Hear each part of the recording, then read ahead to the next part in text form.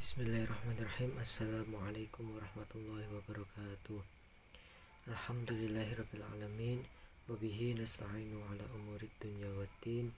Assalatu wassalamu ala asrafil anbiya'i wal mursalin Sayyidina wa maulana Muhammadin wa ala alihi wa sahbihi ajma'in, amma ba'd. Puji syukur kehadirat Allah atas limpahan rahmat, taufik hidayah serta inayahnya bagi saya sehingga dapat menyelesaikan tugas mata kuliah kewarganegaraan ini dengan hasil yang semoga memuaskan. Salawat serta salam semoga tercurahkan kepada Nabi kita, Nabi Muhammad SAW, yang menjadi suri tauladan bagi umat di dunia, serta semoga kita mendapat syafaatnya kelak di yaumil akhir nanti. Amin ya rabbal alamin. Yang saya hormati Bapak Ahmad Muhammad Musta'in Nasuha SHMH selaku dosen mata kuliah kewarganegaraan yang telah memberikan tugas ini sehingga dapat menambah pengetahuan dan wawasan sesuai dengan mata kuliah yang dipelajari.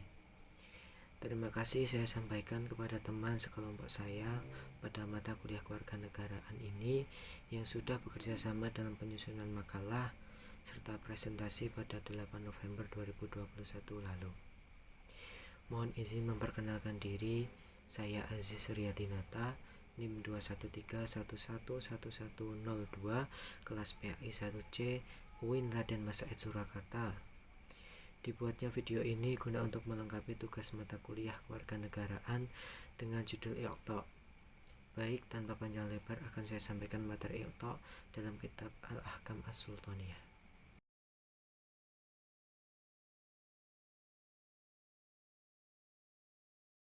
Iqta', pengambilan atau pemberian tanah yang dilakukan oleh kepala negara hanya dapat dilakukan terhadap lahan yang berada dalam wewenangnya. Hal ini juga tidak boleh dilakukan terhadap lahan yang telah jelas pemiliknya. Berkaitan dengan itu, Iqta' ada macamnya, yaitu Iqta' kepemilikan dan Iqta' hak penggunaan lahan. Yang pertama yaitu Iqta' kepemilikan. Dalam Iqta' kepemilikan, lahan yang dijadikan Iqta' ada 3 macam, yaitu yang A, lahan yang mati dan tak bertuan. 1. Lahan yang mati dan tak bertuan sejak zaman lampau. Lahan seperti inilah yang boleh diatur oleh pemerintah untuk diberikan kepada pihak yang mengelola dan menggunakannya. Menurut mazhab Abu Hanifah dan mazhab Syafi'i, orang yang mendapatkan Iqta' secara resmi orang yang paling berhak untuk mengelola lahan itu dibandingkan dengan orang lain. Makna tanah tak bertuan dalam hukum positif di Indonesia dapat dikatakan sebagai tanah negara atau tanah yang ditelantarkan.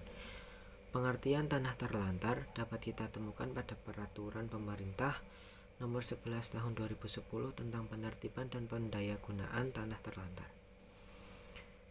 Yang kedua yaitu lahan mati, yang sebelumnya pernah dikelola dan dipergunakan, namun kemudian rusak dan menjadi terbengkalai tanpa ada yang mengelolanya.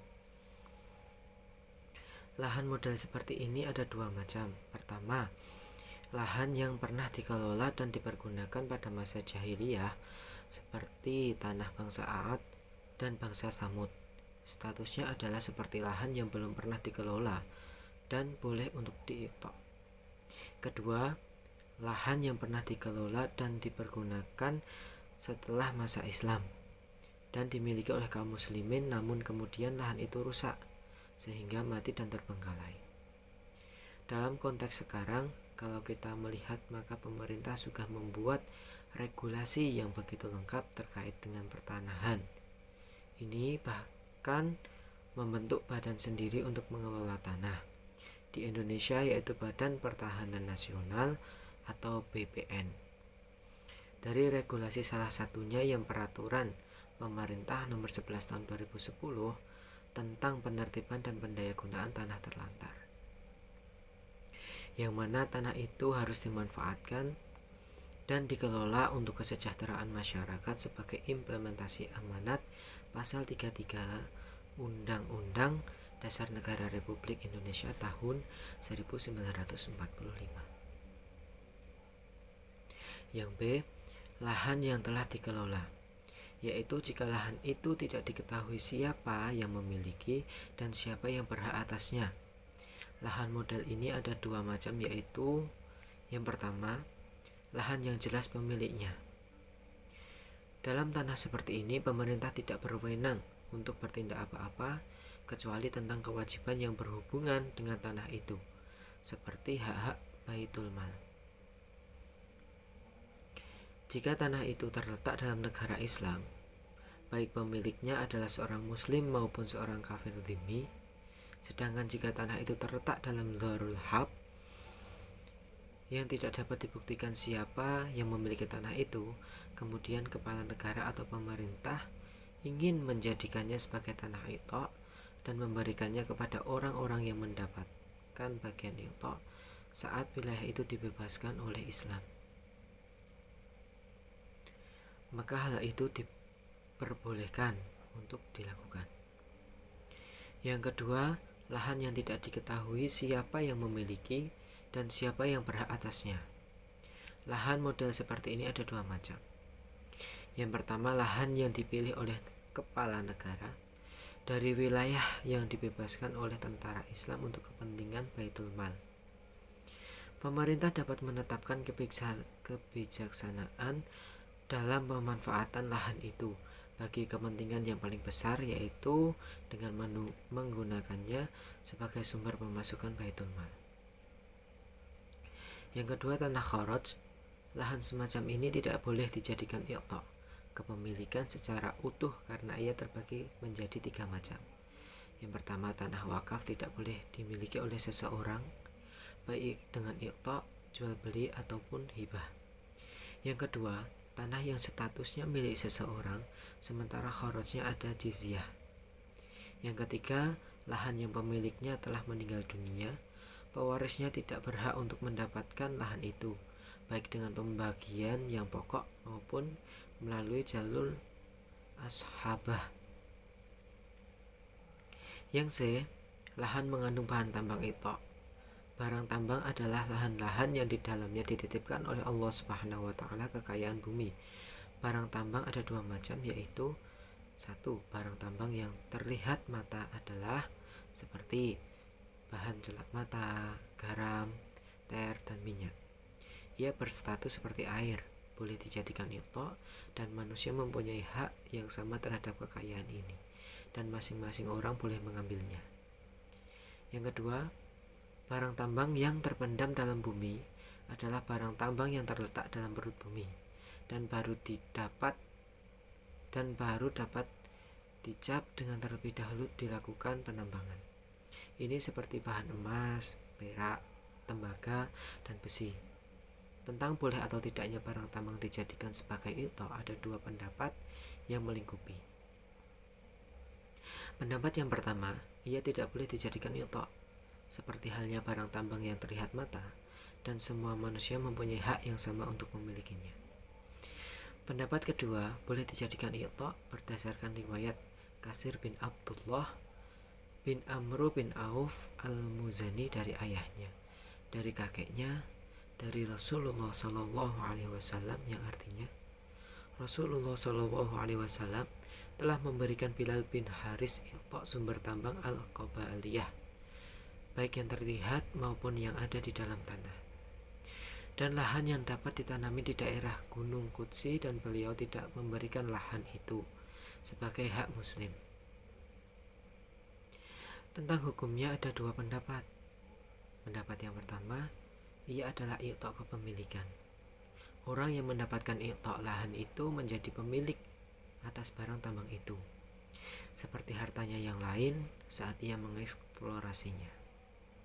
Pendapat kedua, ia adalah iqta' hak penggunaan, sehingga ia tidak dimiliki atau tidak memiliki harta pokoknya, dan orang yang mendapatkan izin itu boleh menggunakannya selama ia masih tinggal di sana.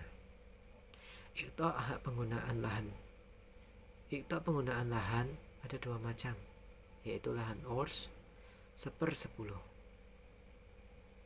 Lahan ini tidak boleh dijadikan iqta' karena ia adalah zakat yang diberikan kepada pihak-pihak yang telah ditetapkan, yang harus memenuhi kriteria-kriteria penerima zakat saat diberikan zakat ini. Dalam hal ini dapat terjadi bahwa orang yang sebelumnya berhak mendapatkan zakat, saat akan diberikan zakat itu mereka tidak memenuhi syarat keberkahannya untuk menerima. Karena penerima zakat harus memenuhi syarat-syarat tertentu, dan jika tidak memenuhi syarat itu, ia tidak berhak untuk menerimanya, dan begitu pun sebaliknya. Kewajiban zakat tidak menjadi hutang yang harus dibayar kepada orang yang telah dijanjikan akan diberikan zakat, hingga orang itu menerima pemberian zakat tersebut. Karena zakat itu baru menjadi milik seseorang jika ia telah menerima pembagian zakat itu. Jika ia menolak membayar kewajiban 1/10 itu, ia tidak memiliki lawan perkata dalam kewajiban itu. Tidak selanjutnya, yang paling berhak menuntutnya adalah petugas pemungut kewajiban zakat sebesar 1/10 dari hasil lahan itu. Kharaj. Berkaitan dengan kharaj, hukum menjadikannya sebagai iqta' yang berbeda-beda sesuai dengan perbedaan penerimaan iqta'. Ada 3 kemungkinan kondisi penerima iqta' itu. Kondisi pertama, ia adalah orang yang termasuk penerima zakat. Individu seperti ini tidak berhak menerima iqta' harta kharaj, karena kharaj adalah fa'i yang tidak berhak diterima oleh penerima zakat, sebagaimana penerima fa'i tidak boleh menerima zakat. Sementara Abu Hanifah membolehkannya karena ia membolehkan memberikan fa'i kepada para penerima zakat. Kondisi kedua, ia adalah termasuk kalangan orang yang membutuhkan dan ia tidak memiliki sumber pemasukan yang pasti. Individu seperti ini sama sekali tidak boleh menerima iqta', meskipun ia boleh diberikan pembagian dari harta kharaj, karena kharaj adalah bagian penerima fa'i, bukan bagiannya. Dan harga yang diberikan kepadanya itu adalah berstatus sebagai pemberian harta yang disiapkan untuk kepentingan umum. Sedangkan jika ia diberikan sesuatu bagian harta dari kharaj, bagian diberlakukan hukum hiwalah dan tasahub, bukan hukum iqta'. Dan bagi bolehnya kasus terakhir ini harus terpenuhi 2 syarat. Pertama, pemberian itu berupa harta yang telah ditentukan nilainya dan ada sebab yang membuatnya boleh menerima harta itu. Dan kedua, kewajiban penarikan harta setelah tiba dan telah wajib, sehingga sah hukum tasahub atasnya dan pemberian hiwalah dengan harta kharaj itu. Dengan 2 syarat ini, pemberian harta itu keluar dari status hukum iqta'. Kondisi ketiga, orang yang mendapatkan bagian dari fa'i dan gaji tetap, mereka adalah keluarga para tentara. Ia adalah kelompok manusia yang secara khusus boleh menerima iqta' karena mereka mempunyai gaji tetap yang diberikan kepada mereka. Pemberian harta itu adalah sebagai gaji atas jerih payah mereka sebagai penjaga keamanan negara.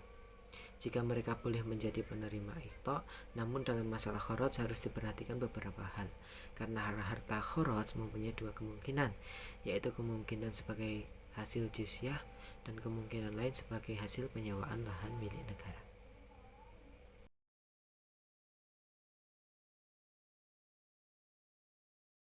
B. Hukum iqta'. Beberapa ketentuan hukum tentang iqta' yaitu: 1. Pemberian lahan hanya boleh dilakukan oleh seorang imam dan tidak boleh dilakukan oleh selainnya, karena tidak diperbolehkan bagi seseorang yang bukan imam untuk mengelola aset milik umum.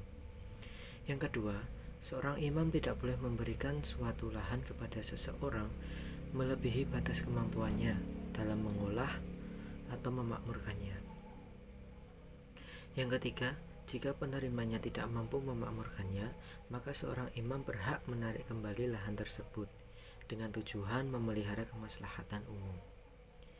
Yang keempat, seorang imam berhak memberikan suatu lahan kepada seseorang yang dikehendakinya untuk sarana umum, misalnya tempat berjualan seperti di pasar, halaman-halaman umum dan jalan raya yang luas, selama hal itu tidak menimbulkan mudarat bagi kepentingan manusia secara umum. Dalam hal ini, penerima lahan tersebut tidak boleh memilikinya, tetapi ia lebih berhak memanfaatkannya daripada orang selainnya. Berdasarkan sabda Rasulullah SAW, barang siapa yang lebih dahulu atas sesuatu yang tidak dicapai oleh seorang muslim pun, maka ia lebih berhak atasnya. Diriwayatkan oleh Abu Dawud nomor 3071, disahihkan oleh Al-Diya dalam Al-Muhtarah 4/228.